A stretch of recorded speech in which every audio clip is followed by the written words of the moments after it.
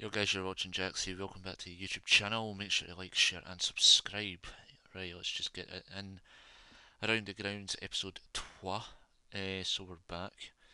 As you can tell by the title, yes, Queen's Park Rangers have sacked Gareth Ainsworth as Queen's Park Rangers stay rock in the relegation battle. Um, and we'll get right into this one as quick as possible. Starting off with Friday's result. Crystal Palace 1, Tottenham Hotspur 2.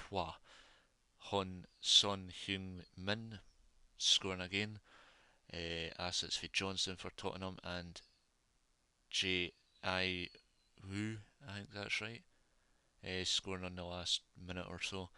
So, look, Ange Postecoglou's Tottenham Hotspur side, his style of play is fitting in really well in the English Football League. People were doubting it, people were thinking this is going to be crazy to see how it turns out in the English Premier League. And there was all the managers talking about it, and then they're like, what's he going to bring to Tottenham Hotspur? And there was also things like, oh, he's not going to be that good a manager, he'll win an award like what other managers done and then get bumped off by Christmas. That's not going to happen with Ange Postecoglou. He's a highly rated manager. He's a man of his word. And Ange Postecoglou, as a Hibs fan, I seen it when he was a Celtic manager, or when he was Celtic manager for 2 years. He came in his Scottish football, he was a nobody, nobody knew anything about him. And he won Celtic the Scottish League Cup back on his first season, and the Scottish Cup, so he done the Cup double. And then the next again season got Celtic their first ever treble before um, becoming Tottenham Hotspur manager, because he says he didn't want to talk about that. He just wanted to focus on getting Celtic their treble, which was totally unnegotiable. That's his choice, and then eventually they done it, beating Inverness in the cup final last season. And then I think it was the next again week, or the next again day, sorry. He was doing in East London or the west of London, and boom, breaking news: Ange Postecoglou appointed um, Tottenham Hotspur manager on, and his contract and all that was dealt with. And basically, what was funny is basically the funny thing is it all happened on the night of the celebrations, and you knew that Ange Postecoglou was leaving Celtic, because you know how the managers do that long walk, and the way the celebrations going, and he's clapping, and he's that way. You're like, this is the end of the Ange Postecoglou era at Celtic. Obviously, I'm a Hibs fan, just saying. Um, Even although Ange Postecoglou's last game in the league, and also at Easter Road, because that's the name of Hibs Stadium. Basically, Hibs bet Ange Postecoglou, defeated Ange Postecoglou's Celtic at Easter Road 4 goals to 2 after Daizen Maida got sent off, and then basically, so we can say that we've defeated Ange Postecoglou as Celtic manager at Easter Road, and also Brendan Rodgers and Neil Lennon. So, look, Ange Postecoglou, I think he'll do really well at Tottenham Hotspur, and I think he'll hold on to top spot for a longer period of time yet, because Ange Postecoglou, there's not a chance Pep Guardiola can keep up with Ange Postecoglou's style of play. The way Ange Postecoglou's got Tottenham playing, and you look at Man City, Tottenham Hotspur look like a winning team this season. They look so different, they look so attacking. You've got players like Madison, Richarlison, um, Hon Soon Min, and it's just there's a really good group of players there, and the signings they made this season are really good as well. So I think Ange Postecoglou might. I'm not saying he'll win the title, but he'll give it a go. And if he can do what he done when he took over at Celtic on his first ever season and win the title, so be it. I'd be speechless if Ange Postecoglou does it in a big league like the Premier League, because I'd be speechless.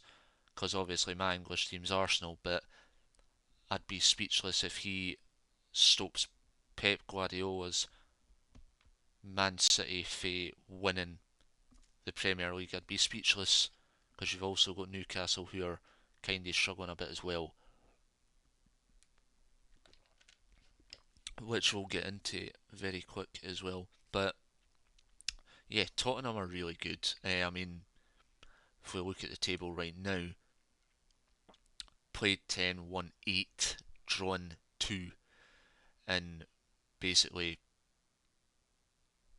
Arsenal and Tottenham Hotspur are the only teams that are unbeaten. Arsenal 2 points clear of Tottenham, rivals Tottenham, sorry, and obviously Tottenham doing really well, 13 on goal difference, Arsenal 15 on goal difference, but you can see where it's starting to build up, and I'm speechless at that. Man City that low, Newcastle United the richest club in the league, but they're sitting in sixth. That's a bit of a worry, but they've got Champions League, and that's kind of draining them out a bit. So, because you have to be on your top performance in the highest level of football, I know that because I know my football. But we go back to scores. So we've done Tottenham. Um,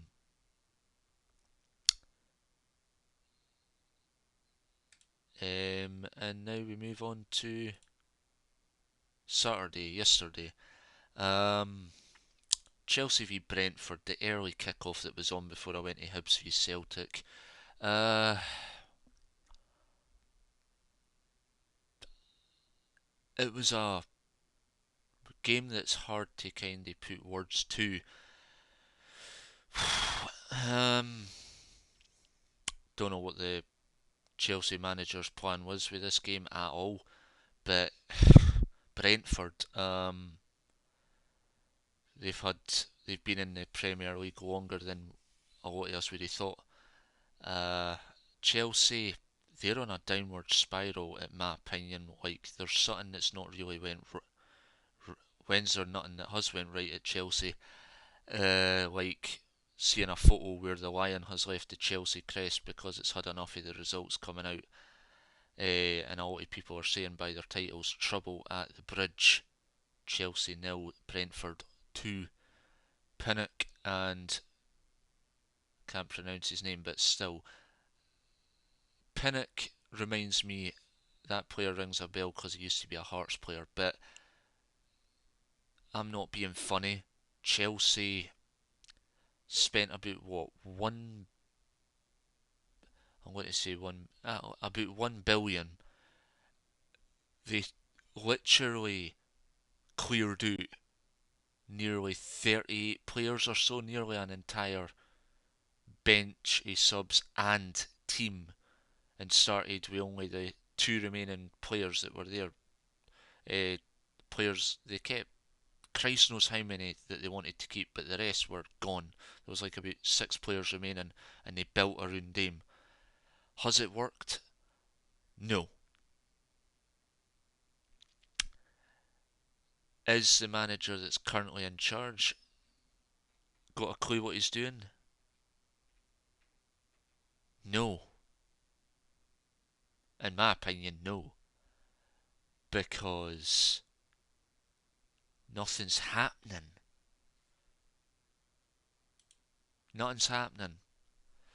Nothing's happening at Chelsea as much because I've got a friend called Scott who supports Chelsea as his English team, but he said this season he's not going to bother and just stick with Newcastle, which is probably the better choice, because Chelsea are not really finding the points they need to keep themselves on a good winning run, because they're very low in the league. Now, this is the lowest I've seen Chelsea, 11th. Um,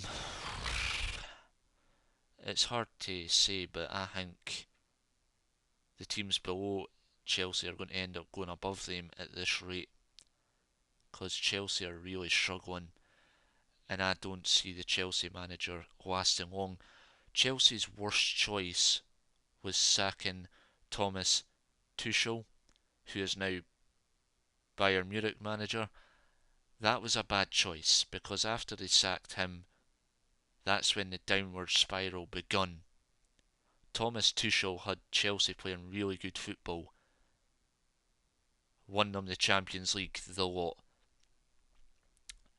and then they lost one game in the Champions League, one in their group, their first one,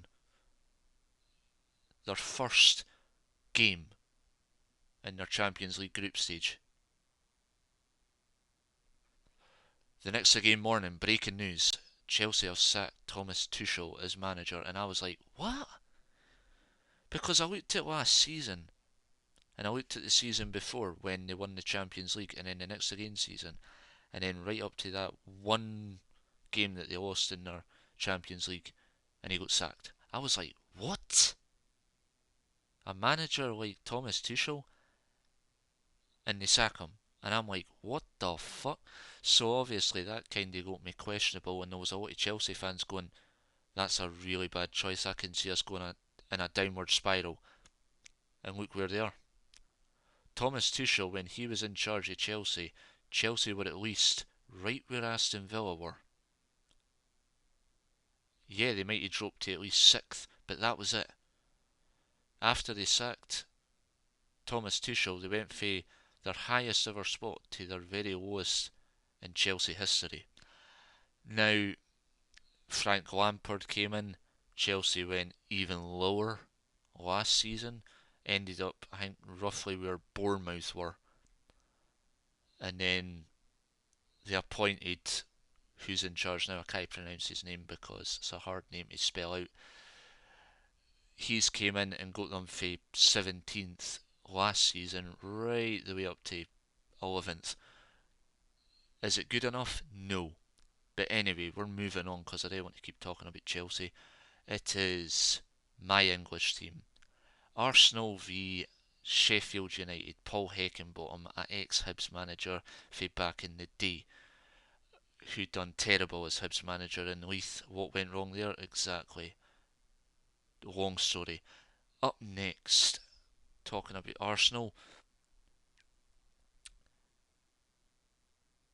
Nikatia, or Nikita, or however you pronounce his name, because like I say, I'm dyslexic, I can't pronounce stuff properly. Got his hat trick, as you can see.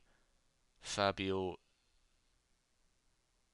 Vieira with a penalty, and then obviously Tommy Yasu, sorry if I'm getting the names wrong, scoring with good remaining minutes to play. Now, obviously, yes, Eddie N, because I can't really spell his name, scored his first Premier League hat-trick as Arsenal extended their unbeaten run start to the season with a victory over Sheffield United at the Emirates Stadium, a really nice stadium. He opened the scoring with a deft touch and swerving, like it was a good shot, I'm not going to lie, because Declan Rice threaded the ball, caught out the United defence, and then Nketiah's thumping effort into the roof of the net increased Arsenal's lead against bottom of the table United. The sensational strike from 25 yards, which was stunning by the way. Perfect afternoon for the England forward, who has 5 league goals this season, which have came at home. And the penalty, there he is right there. There you go. Brilliant.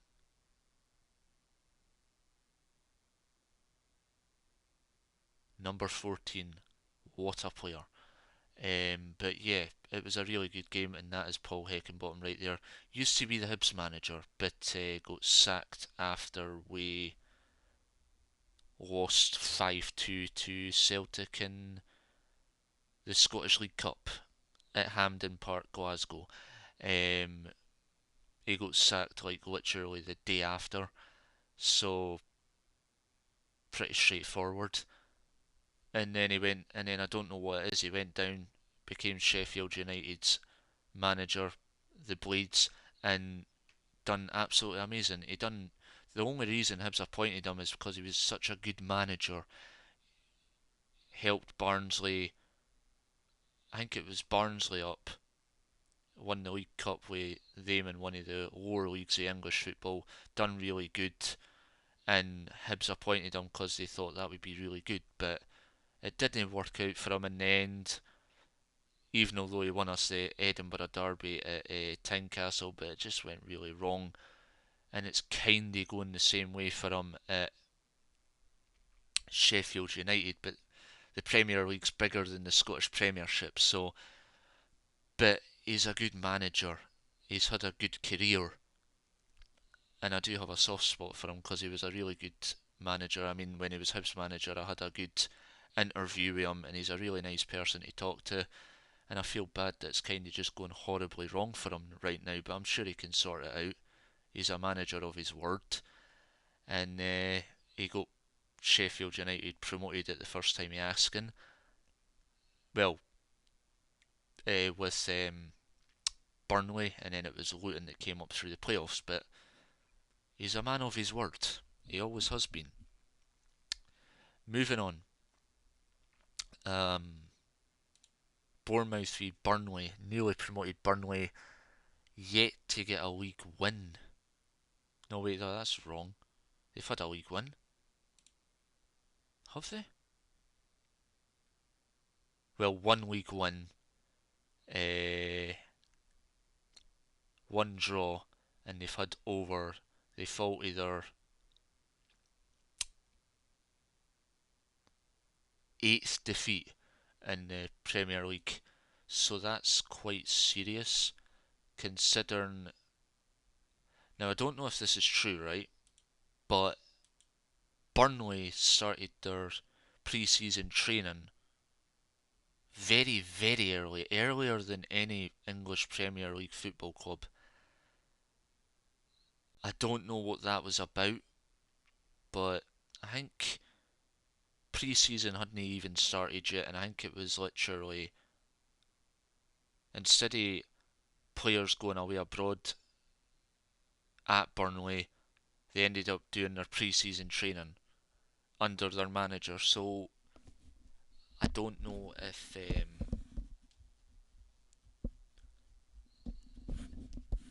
I don't know if that's a way that oh, they're going to get relegated right away. Probably is. I don't know. But Burnley haven't had the best of seasons.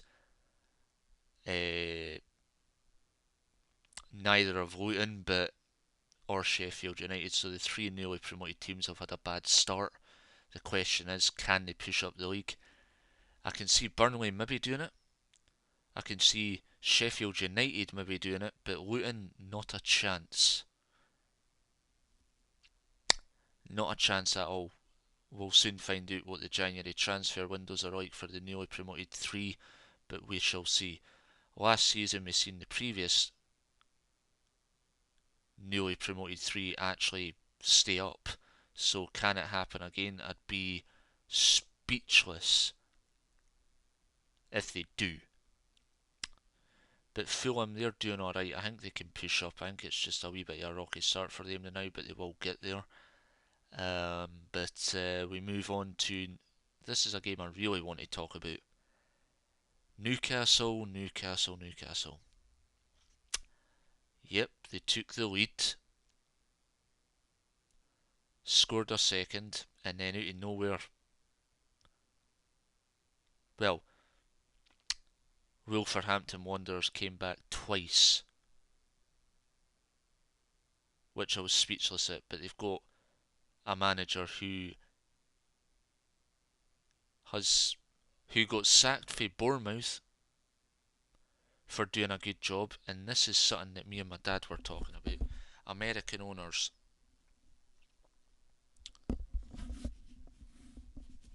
they don't care. Gary O'Neill was doing amazing at Bournemouth, but the American owners decided, you're getting sacked. And he's went to Wolverhampton Wanderers.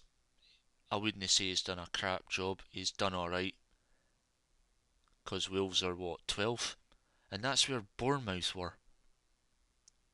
When, well, no, Bournemouth were actually, what, 10th? When Gary O'Neill got sacked, and that was a joke. But that's his choice. That's the American owner's choice. Eh? They know what's best for the club. They just think about themselves. But Newcastle, who haven't lost their last 6 league games, twice led through Callum Wilson goals. But yeah, secured the point. And then we move on to today's results. West Ham United won. West Ham United, I don't know what's going on with that club. Yeah, they had a bad Europa League result. European hangover could have been the issue. But on the other case for Aston Villa, European hangover didn't affect them. Champions League hangover didn't affect Man City, but it did affect Man United. It didn't affect Liverpool when Liverpool played in the Europa League. So they've done well. Brighton Hove Albion, you can see that European hangovers affected them at the slight pinch because they did win in their Europa League. But it's a shame because Everton, they've been fucking shite this season. Sorry for the language, but they have. Now,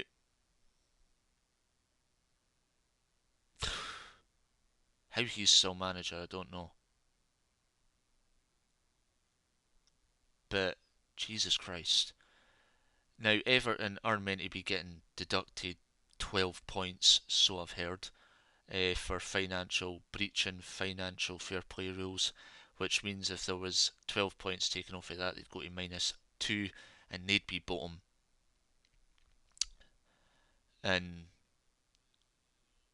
who would take Everton's place would be Nottingham Forest. And yeah, so, and then Sheffield United would be there, Everton would be there.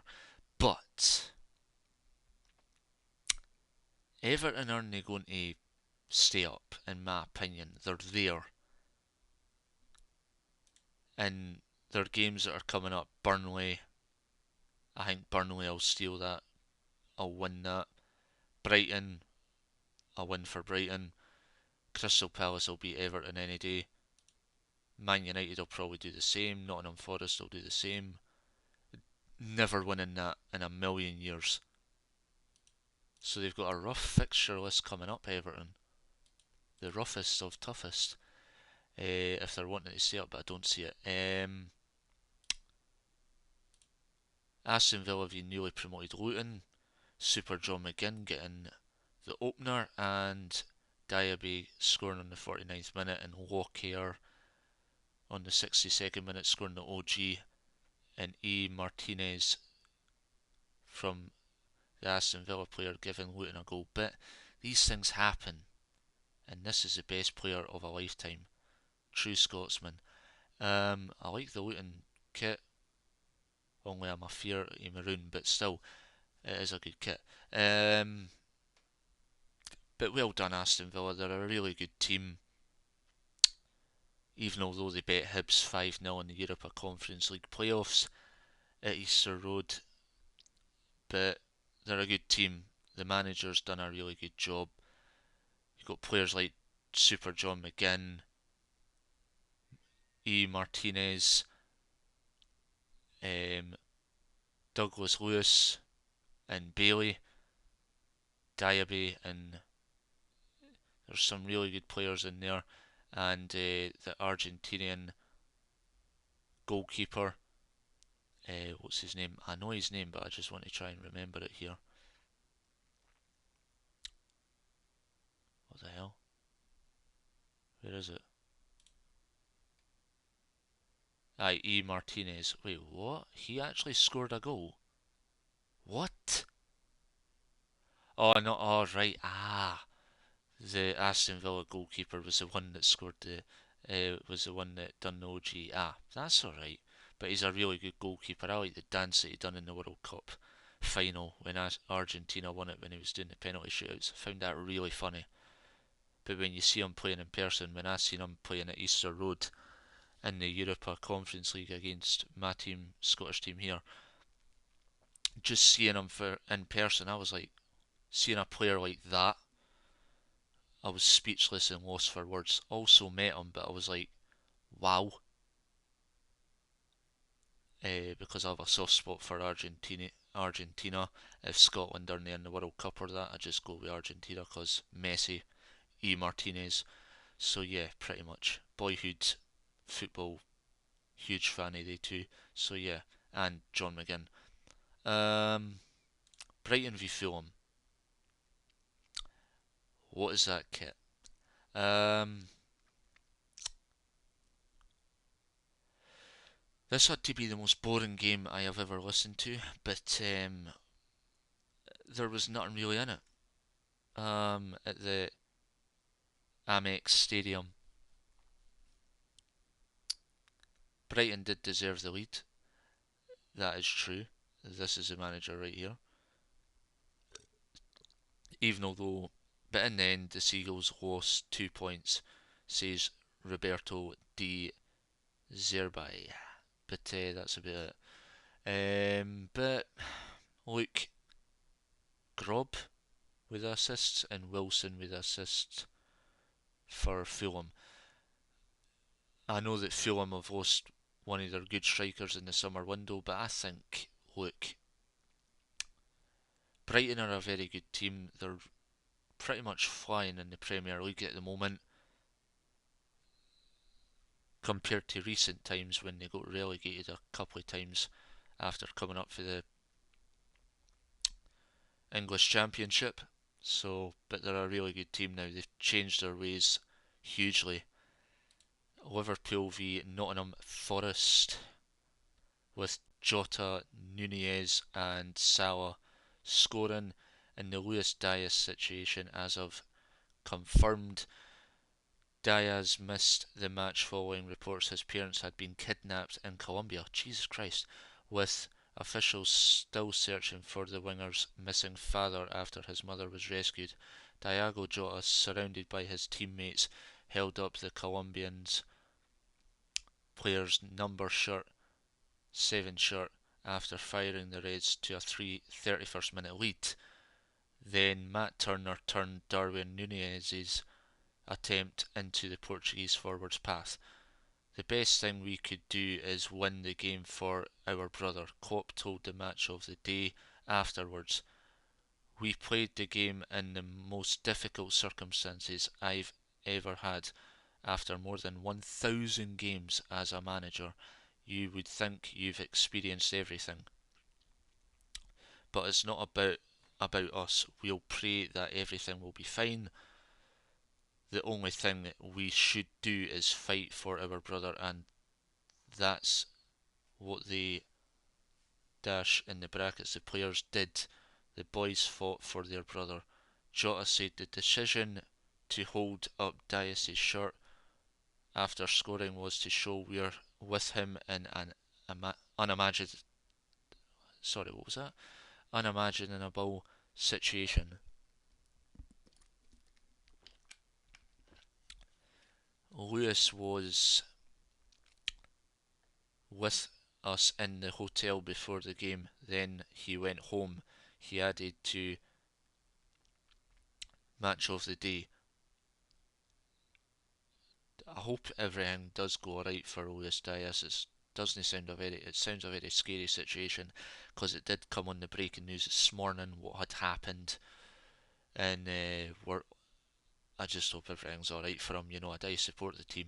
My dad obviously follows Liverpool as the English team, but I hope everything is okay. And thoughts and prayers are with the family as well. Hope everything's alright, and I hope Luis Diaz dad gets found safe and well, hopefully, and then hopefully all of the family will be back together sooner the better. The Manchester Derby. Yep, Man United are falling apart. Man United are falling apart. Now, it was all Man City, to be honest. Like, Man United done nothing to fight for their half of the city. Um, so Manchester rules in green. I mean, it's a shame because what's happened to Man United? Like you're looking at Man United, Eric Ten Hag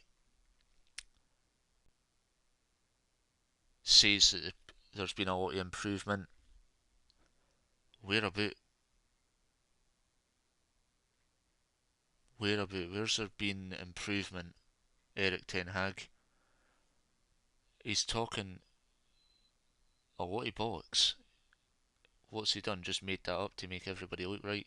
Sir Bobby Charlton, rest in peace. He'll be going, if he was there and seen that, he'd be saying they wouldn't be playing like that if I was still playing. But Sir Bobby Charlton, what a legend, rest in peace. Thoughts and prayers are with the family, by the way. But yes,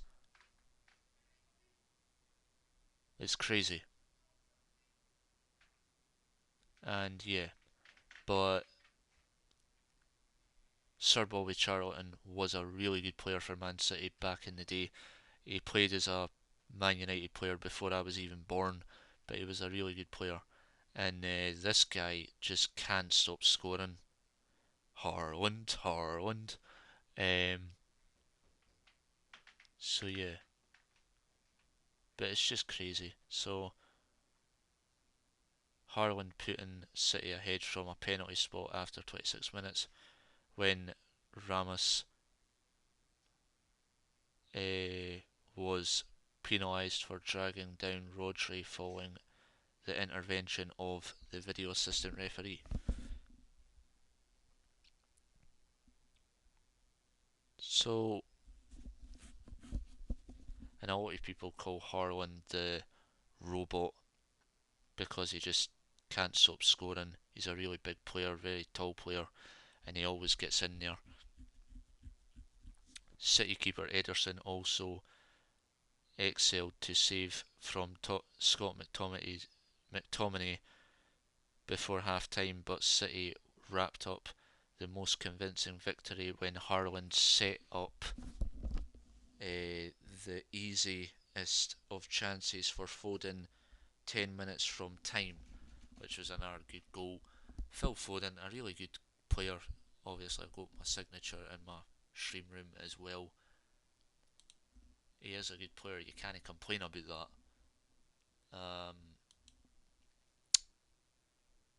And there he is, Pep Guardiola.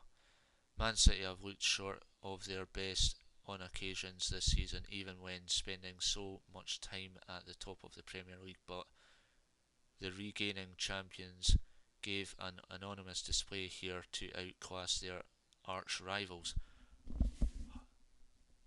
Haaland's hunger for goals is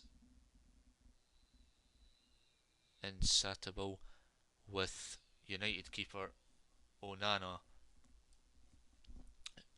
doing well to deny him twice, while the manner in which they exposed the home side's flaws was brutal.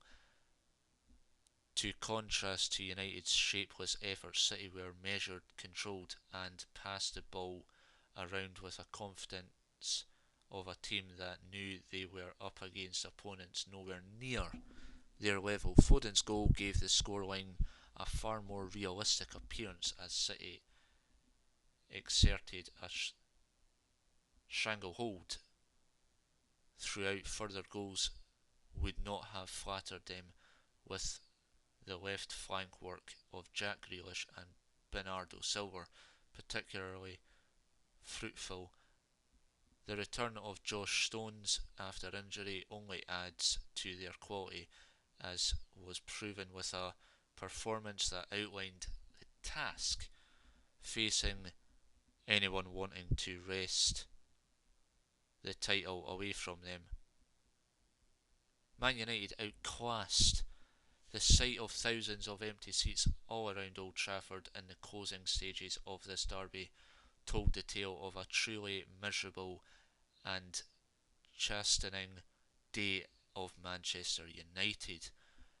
In the moment after a tribute to Charlton, the stadium was a cauldron of sounds and the United fans urged their side forward, but the difference in the class was swiftly clear.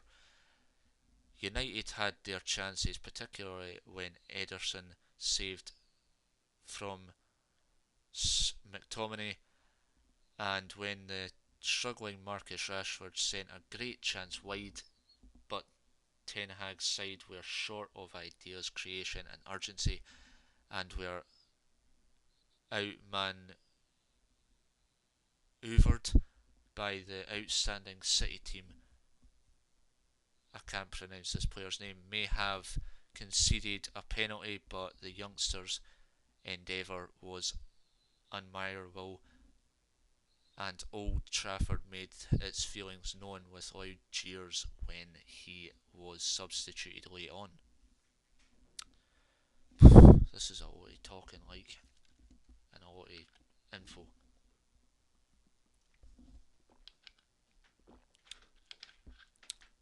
Pardon me.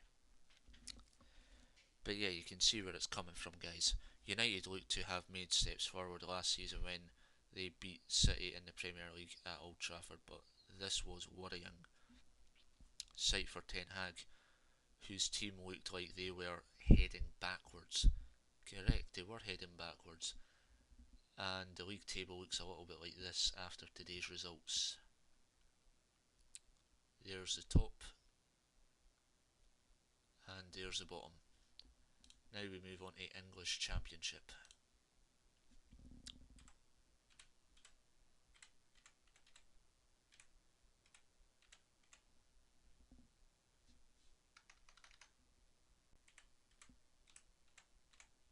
Right.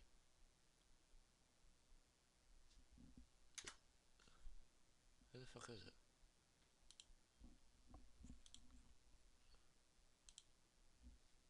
Right. Okay. The next long haul, ladies and gentlemen. Leeds United v Huddersfield. Leeds United, who were relegated last season from the Premier League along with Leicester City and Southampton. Third place Leeds returned to winning ways by walloping Huddersfield Town in Yorkshire Derby. So, Derby glory for Leeds United. I'm starting to really like the well, that's obviously Huddersfield by the looks of it. And what did the managers have to say? Oh, there he is. Leeds manager Daniel Farke told BBC Radio Leeds, I think you could see how much it meant to the players, first to win the local derby, but secondly to show the right reaction to the disappointing result at Stoke. We did this in a perfect manner. It was an electrifying first half with some unbelievable offensive work. We were all over them, so many chances. It was not perfect because I got a feeling we didn't make enough of our dominance. But at half time you could can't complain too much. There were one or two situations, not substitutions, Jack, you idiot, when we allowed them too much, but we are pleased with the result and performance. It was outstanding in our third game in 7 days, and we had 1 day less to recover. Huddersfield boss Darren Muir, the ex-Sheffield Wednesday manager. It's not a nice place to be at the moment to concede 4 again today in a disappointing, given the magnitude of the game. It was a game we wanted to respond in the right way after Tuesday night. There was a pivotal moment at 1-0 when we had a great chance which was begging. Disappointment was the 2 quickfire goals after that took the game away from us. Can sometimes happen in football. I've seen it as a Hibs fan myself. We had to solidify the team a bit at a half time, and second half just pattered out. I don't want to make excuses. I just thought at times some of our defending should have been better. I take full responsibility for it. Yep, Leeds were a really good team that day. Holy shit. Right, up next. Who we got next? This is going to be a long one.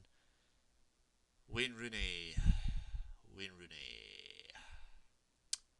Wayne Rooney's dismissal start to life as Birmingham City manager continued as his side suffered a third consecutive championship defeat at the hands of Southampton, relegated from the Premiership last season. The new Blues manager can take some heart from the second half fight back by his team after they had gone behind 2 goals from Taylor Harwood Bellis, which replays showed to be offside, and Carlos. Right, so yikes, that is a worrying stat.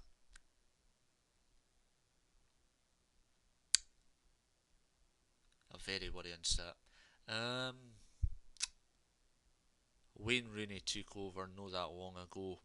He is back in his home country, England. Look, I think he's still got what it takes to be a really good manager. Right? Yes, it's a horrifying result. I wouldn't say horrifying result, but it is a disappointing result. But I think give him time to settle in, get to know the players and that.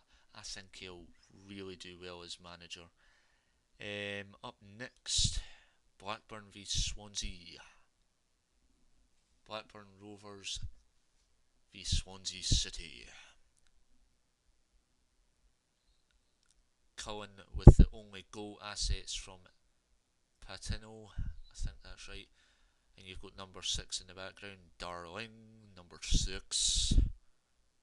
And that'll be Cullen right there, I'm guessing. Liam Cullen scored the first half winner as Swansea go back on track with victory at inconsistent Blackburn Rovers. So yeah, I mean, look, you can see where is Swansea? You can see where Swansea are after doing a big summer rebuild. Blackburn Rovers manager John Dal Tomasson told BBC Radio Lancashire, "Why were we not in front in the first minute? We still don't know it. We started really well, first 20-25 minutes, but after there was too much distance between us defensively and we were sloppy on the ball. Second half, we were the better team, creating plenty of chances and good moments to win the game. But we shouldn't forget this young team had won 3 on the bounce, and there will be days like this, but of course this was disappointing result." Swansea manager Michael Duff The game should have been out of sight now, and it wasn't, and they're a good team. It was cause of trying to do the other side of the game well. Willist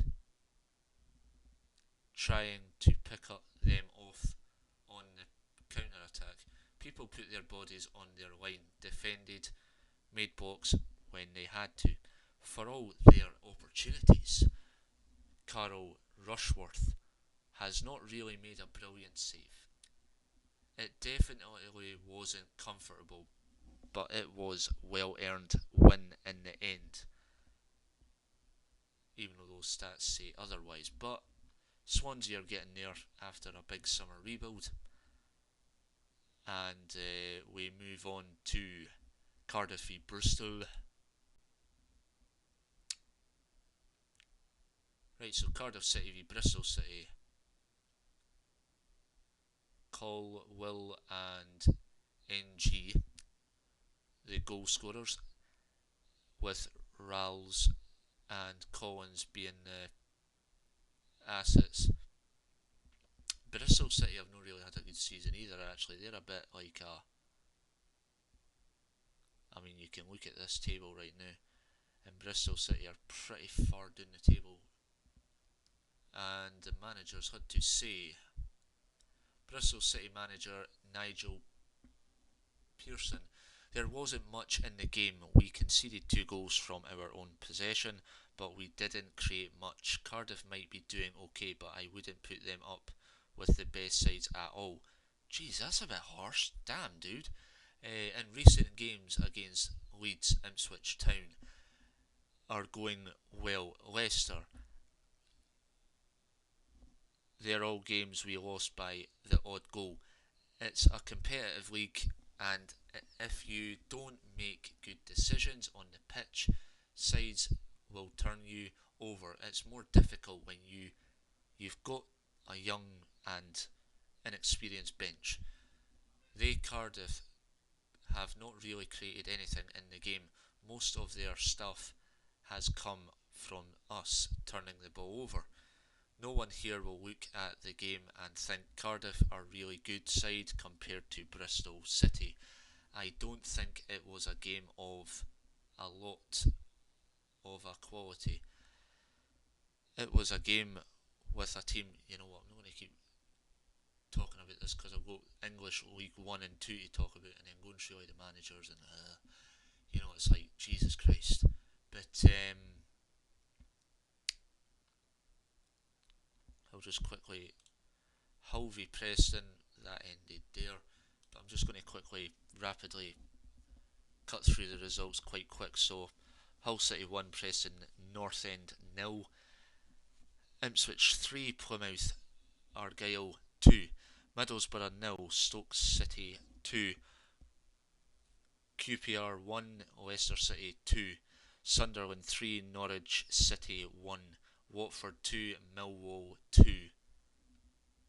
And we have a look at the table real quick, and I think there was another manager sacking, not just the Queen's Park manager, but I think Bristol have sacked theirs, I think. Yep, there we go. So not only is Gareth Ainsworth being sacked as manager, Nigel Pearson, Bristol City sacked manager following Cardiff loss. Jesus Christ. So that's 2 managers sacked in the Championship. Jesus, this weekend. Wow. Oh my god. That's crazy. That is really, really crazy. That's made me speechless, actually. So Bristol City have sacked their manager the day. Gareth Ainsworth also sacked the day.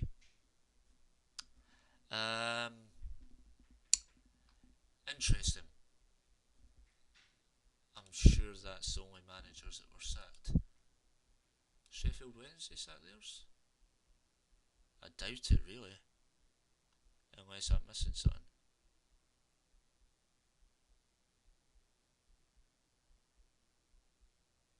No.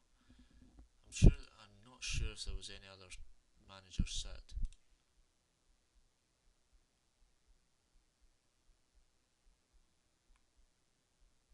No? No, I've just seen that, you idiot. Huddersfield, don't think there's really been any.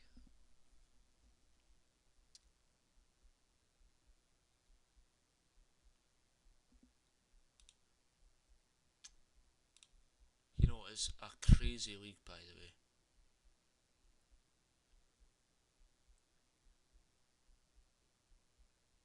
It's a crazy league. But anyway, moving on to League 2, League 1.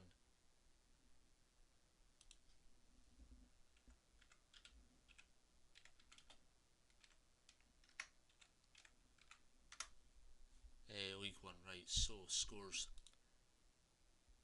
And I'm just going to go through them to make it easier. Barnsley 2, Fleetwood Town 2, Blackpool 2, Peterborough United 4, Bristol Rovers 1, 2,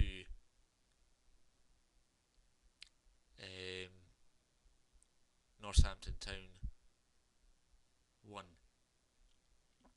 Burton Albion 0, Leyton Orient 0, Cambridge United 1, Carlisle United 1, 0. Charlton Athletic getting beat off Bolton Wanderers 2-0. Exeter City drawing 1 apiece against Lincoln City. Port Vale getting beat 2-1 off of Cheltenham Town. Reading 2, Portsmouth 3, Stevenage 3, Derby County 1, Wigan Athletic 2, Shrewsbury Town 0. And that solves up the table as we have a look at it right here. I'm surprised how, I just don't know what's happening with Blackpool these days. But it's something else. Bolton Wanderers, they're doing really good. In the top 3, Barnsley. What the hell? Barnsley fortunate after bus fire. What the heck? Football club complains after FA Cup date change. Really?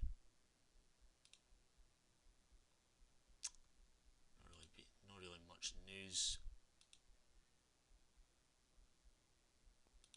Not really much news.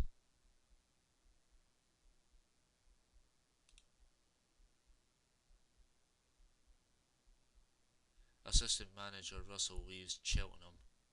Cheltenham first building block Clark. Huh. Reading.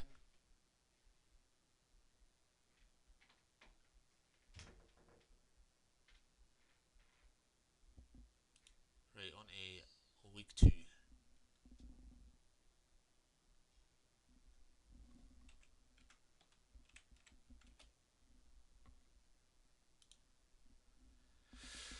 Scores fixtures. Accrington Stanley getting beat off a Colchester United. Borough drawn 0-0 with Salford City. Doncaster Rovers 1, Grimsby Town 0, Forest Green Rovers 2, Crawley Town 1, Gillingham 0, Newport County 2, Harrogate 0, Crewe Alexandra 1, Mansfield Town 2, Walsall 1, Milton Keynes Dons 3, Swindon Town 2, Morecambe 4, AFC Wimbledon 1, Notts County 0, Wrexham 2, Stockport County 2, Tarmere Rovers 0, Sutton United 2, Bradford City 1. And the table looks a little bit like this. Ryan Reynolds, Wrexham doing amazing with only 2 league defeats and they're in the top 3. Chance to go up if possible. Don't think there's really been any manager seconds. And oh my god, that's scary. Oh, that aeroplane that close to a floodlight.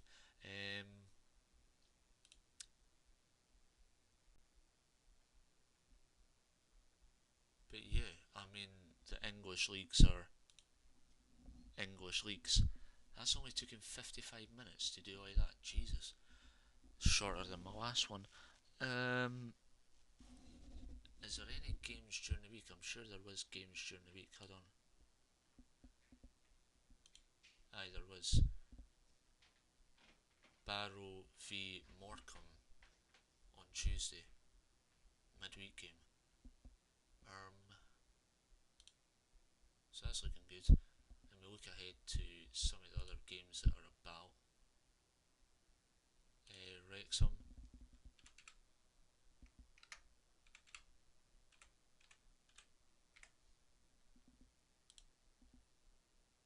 So Wrexham have had a good run, to be honest. November, the FA Cup first round is Wrexham's next game against Mansfield Town. Then you've got Wrexham v Port Vale as their next league game, Wrexham v Gillingham, and then Accrington, Stanley v Wrexham. So some good fixtures coming in. So what we'll do is we'll just let people know their thoughts as well. There's also something I really want to talk about. Wait, where is it?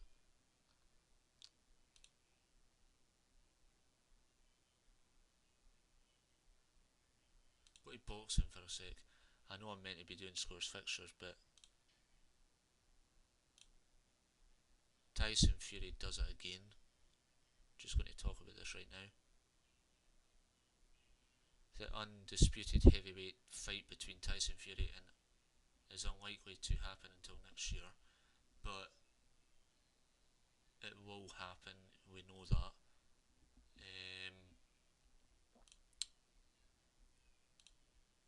And then obviously Tyson Fury winning last night due to split decision.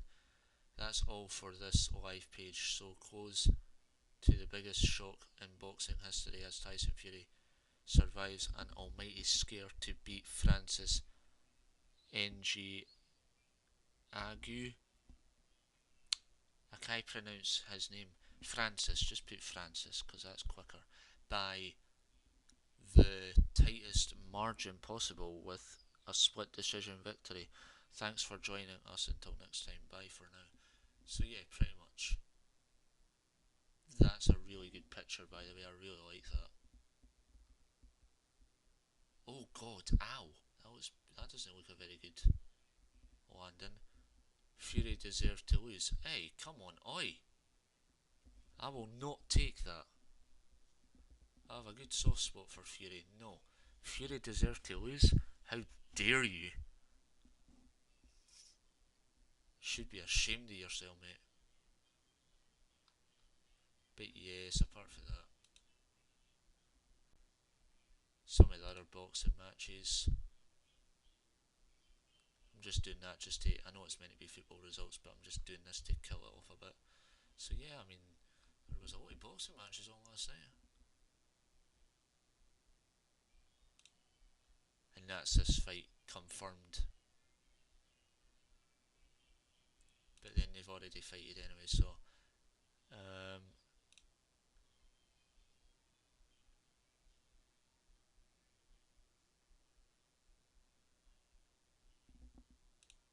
but yeah, so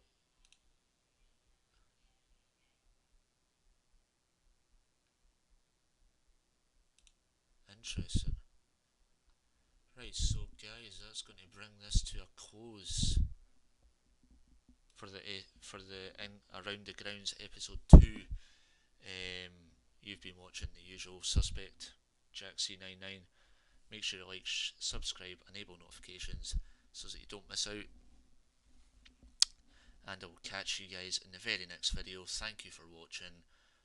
I hope you guys enjoy the new series. It is a new episodes that will continue on the channel of Around the Grounds, post results, and hope you guys enjoy, and I will catch you guys in the very next video. Hope you guys enjoy your day, stay safe, and have a very good day, because I hope everybody has a good day, because that's what I say. Everybody has a good day. Hashtag autism awareness. Hashtag depression. And yeah, pretty much, because that's what I suffer from. So, is a mental health. And yeah, so make sure to like and subscribe, guys, and enable notifications so that you don't miss out.